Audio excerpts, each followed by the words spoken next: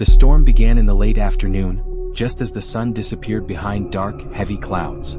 I had arrived at my friend's house only a few hours earlier, carrying my backpack and some supplies for the week. He had asked me to take care of the house while he was away on a work trip, assuring me I'd have everything I needed. "There's food in the fridge, the neighbors are quiet, and the Wi-Fi is great," he said over the phone with a relaxed tone. I had no idea that something far more unsettling was going to happen that night.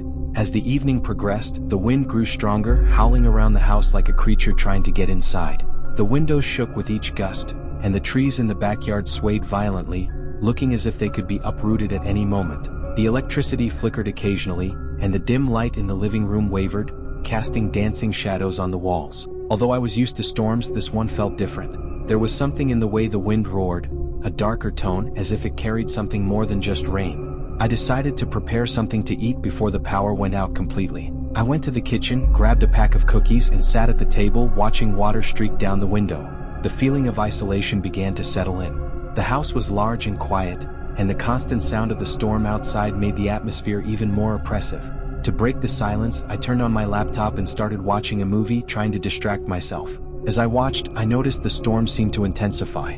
The wind was now so strong it made the house creak, and drops of rain began seeping through one of the poorly sealed windows. The thunder was relentless, and lightning illuminated the sky, sending flashes that made my heart jump every time. I glanced at the clock. It was just past 10 p.m. Even so, I didn't feel the slightest bit sleepy. That's when I heard the first strange noise. A metallic click coming from the front porch.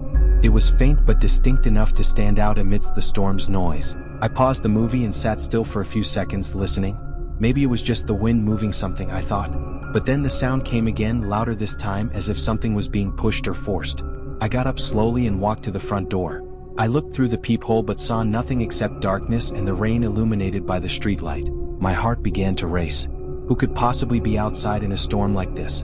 I decided not to open the door, opting instead to lock it again for good measure. As I returned to the sofa, I tried to shake off the feeling of unease. "It's just the wind," I told myself. But deep down, I knew there was more to it than that. Minutes later, another sound broke the silence. This time, a louder crash coming from the back of the house. It sounded like something heavy had fallen or been knocked over. My body froze for a moment. The thought of being alone in a large house during a storm was already unsettling enough. Now, the possibility of someone being outside made it much worse. I took a deep breath and grabbed a flashlight from the table. I walked to the kitchen where there was a door leading to the backyard. I lifted the blinds and turned on the outdoor light. The patio chairs were scattered, some flipped upside down. The umbrella my friend had left folded was lying on the ground, being dragged by the wind. I decided I needed to fix this before more things were destroyed. I put on my shoes, grabbed a jacket, and stepped outside to face the chaos. The rain was cold and heavy, hitting my face like small shocks. The wind roared around me, nearly knocking me off balance as I tried to push the chairs closer to the side of the house. But just as I turned to grab the last piece, I felt it, that strange sensation of being watched. My heart raced, and my eyes instinctively searched for the source of the feeling. In the darkest corner of the backyard, a figure stood still, watching my every move. The faint light didn't allow me to see their face, but their silhouette was clear. They didn't move, didn't make a sound, just stood there, staring at me. Fear overtook me, but I forced myself to finish. I grabbed the last piece of furniture and, without looking back, ran inside, locking the door with all my strength. The silence that followed inside the house was deafening. My body trembled, more from adrenaline than cold. When I finally mustered the courage to look out the window again, the figure was gone. I tried to convince myself it was a misunderstanding, maybe a neighbor or someone passing by.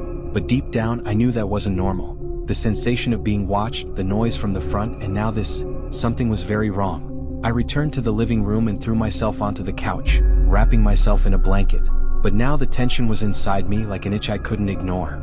It was the middle of the night when I woke up abruptly. A loud, sharp noise echoed inside the house. Sitting on the couch, I looked around but saw nothing. It wasn't until I placed my feet on the floor that I noticed something strange. The carpet was wet. I looked down and saw a trail of water starting at the back door and leading into the hallway. Small footprints, as if someone had walked in with soaked shoes, were visible in the dim light. My heart raced. I grabbed my phone and a kitchen knife, slowly making my way to the back door. It was open. I was certain I had locked it. I shut it and locked it again, trying to calm my nerves. What scared me the most was the thought that whoever it was had been inside the house while I slept. Without making a sound, I called the police. While waiting, I hid behind a piece of furniture in the corner of the living room, trying to control my breathing. The minutes felt like hours, but finally I heard the sirens. When the officers arrived, they searched the house. There was no sign of anyone, but the wet footprints were still there, visible to everyone. One of the officers suggested it might have been someone trying to intimidate me, as nothing had been stolen. However, the fact that the person hadn't woken me or done anything while I was sleeping was deeply unsettling. They speculated that the intruder might have been waiting for someone else or just wanted to scare me. After the police left, the house felt even quieter than before. The sound of the wind had died down, but the tension lingered. I locked all the doors again, checking each one twice. Even so, I couldn't bring myself to return to the couch. The feeling of being watched was still palpable, as if the eyes of that silhouette in the backyard were burned into my mind. I sat in the kitchen with a cup of coffee, trying to calm myself. While looking out the window, I noticed something the police hadn't seen. In the corner of the backyard, where the figure had been standing, the grass was flattened, and something was reflecting the light from the flashlight I had left outside. Gathering my courage, I decided to go out again, now holding the knife just to check what it was. The object glinting in the grass was a keychain, one of those simple ones with a small metal plate. I picked it up, and when I turned it over, I saw something that made my stomach drop. The keychain had a name engraved on it. It was my friend's name, the owner of the house. That made no sense. The friend who had asked me to look after the house was away on a work trip and, as far as I knew, hadn't returned.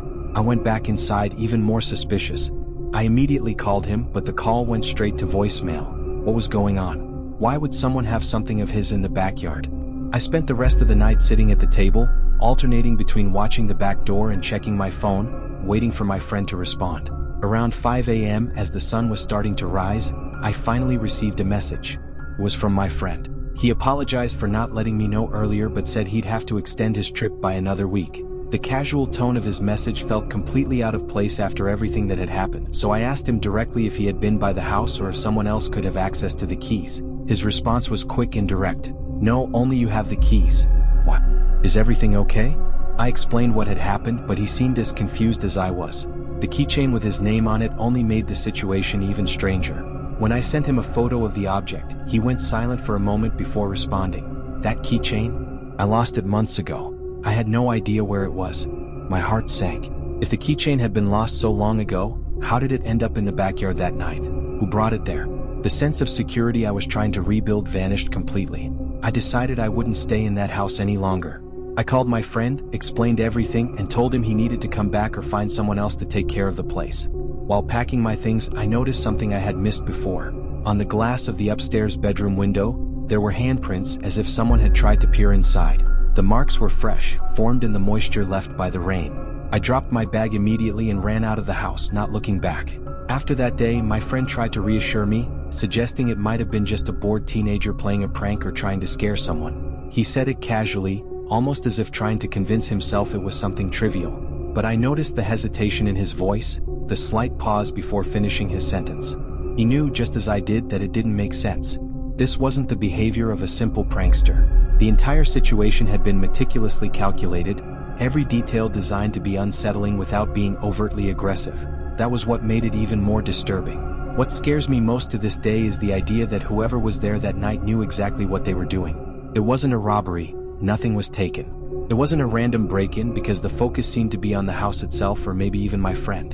It was planned. Every action, from ringing the doorbell to the trail of footprints, felt deliberate. It was as if the intention was to send a message, one we still haven't been able to decipher. And more than that, whoever it was seemed to know something about my friend that we still don't understand. Why would they choose that house specifically when he wasn't there? How could they know he'd be away and that I, someone they likely didn't know, would be there instead? Every detail pointed to some sort of prior surveillance, information that shouldn't have been available to just anyone. Even so, when I brought up the subject with my friend, he deflected. He said it was probably a coincidence or just bad luck and quickly changed the topic. That only deepened my unease. Did he know more than he was willing to admit? Was he hiding something from me? And if it wasn't about me or the house, could it have been about something he had done? Something that had drawn the attention of someone with malicious intent? 4 weeks after the incident, I couldn't sleep properly. The thought of someone having entered the house, walking through all the rooms while I slept, was enough to keep me on constant alert. But the worst part was imagining what might have happened if my friend had been home that night. Would the outcome have been the same? Was the person who planned all of this really after me, or did they simply choose not to act because I wasn't the target? These questions still echo in my mind. To this day, my friend rarely mentions the incident. When I bring it up, he only gives vague answers, avoiding eye contact as if he wants to bury the topic entirely. But I know he feels the weight of that night too, because every now and then in casual conversations he mentions locking the doors more often or reinforcing the locks. Maybe he'll never admit it, but I'm certain that deep down, he knows whoever it was didn't show up by chance.